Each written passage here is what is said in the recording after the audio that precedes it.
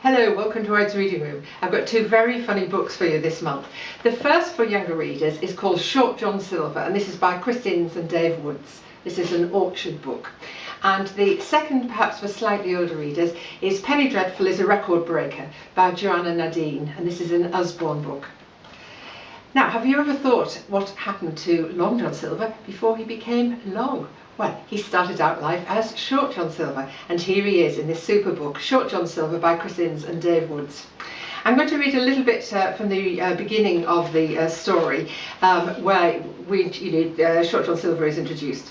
Now, you may not know this, but long before Long John Silver was long, he was short, very short. In fact, he was Short John Silver. One day long ago, the place where all the scariest and hairiest pirates loved to go was a tavern called the Hook and Eye Patch. All the most terrible pirates gathered there. Pirates like Redbeard, Blackbeard, Bluebeard and Tartanbeard. And the stories they told were even more terrible than the pirates, who were very terrible indeed. On this day, a new pirate showed up. And like the others, this pirate had no beard at all, not a single whisker. It was Short John Silver. "Ahoy up there!" he cried. All the pirates fell silent, terribly silent. "Who said that?" said Bluebeard. The pirates looked around. They couldn't see anyone. That's because he was so short, of course. Well, he wants them to help him find the buried treasure, and he says that he will share with them. But things aren't always what they seem. This is a very funny story on the high seas with Short John Silver. I do hope you enjoy it. For slightly older readers, Penny Dreadful is a Record Breaker by Joanna Nadine. Now, you may have met Penny Dreadful before. This is the latest in her series of books. And as usual, there are 3 stories in this book. I'm going to read a little bit from fairly near the beginning of the first story.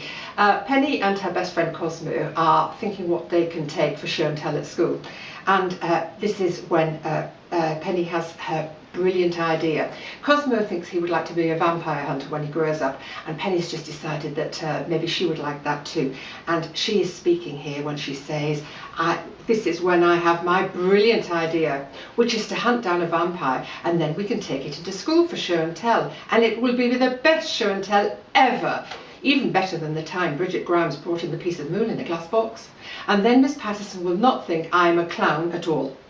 And Cosmo agrees. And so we go back to his to get the notebook and garlic and the camera and the hats, which are actually a cushion cover and a policeman's helmet, and the wooden stake, which is actually a chopstick from the Jed Palace takeaway, and also some biscuits, which are not in the book, but I am peckish and so is Cosmo, and we agree if our tummies do rumbling, then it will scare the vampires away. So off they go vampire hunting. Very funny story. The second story, Penny and Cosmo decide they're going to give Grandma Overall a sparkly makeover, which adds to a lot of excitement to their lives. And in the final story, this is the title of the book, The Record Breaker, they decide that what they should do is try and break a record for something that has never been done before. And so this is what they attempt to do. 3 very funny stories with fantastic illustrations. I do hope you enjoy both of these books and the activities I've written to accompany.